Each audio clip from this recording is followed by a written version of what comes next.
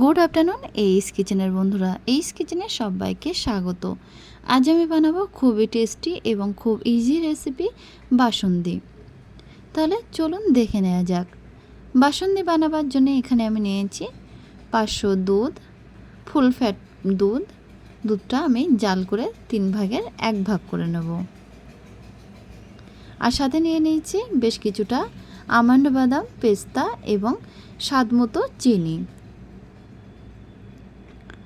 প্রথমে মিডিয়াম ফ্লেমে একটি কড়া বসিয়ে কড়াইয়ের মধ্যে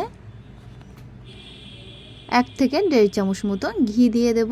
এবার গ্যাসের ফ্লেমটা লোতে রেখে পেস্তা বাদামটা হালকা করে ফ্রাই করে তুলে নেব। এবার ওই একই কড়াইয়ের মধ্যে দিয়ে দিচ্ছি 500 ফুল ফ্যাট দুধ।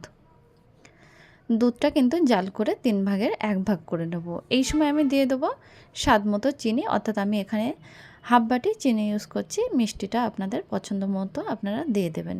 আর দিয়ে দিচ্ছি হাফ চামচ গরম মশলার পাউডার দিয়ে 10 থেকে 15 মিনিট বা তারও একটু বেশি সময় ধরে জাল করে দেখুন আমি দুধটাকে অনেকটাই কমিয়ে নিয়ে এসেছি।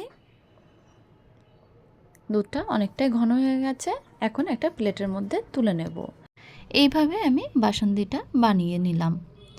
এখন আমন্ড এবং পেস্তা বাদাম মোটা করে একটু পেস্ট করে নিয়েছিলাম, সেটাই কিন্তু ছড়িয়ে দিচ্ছি।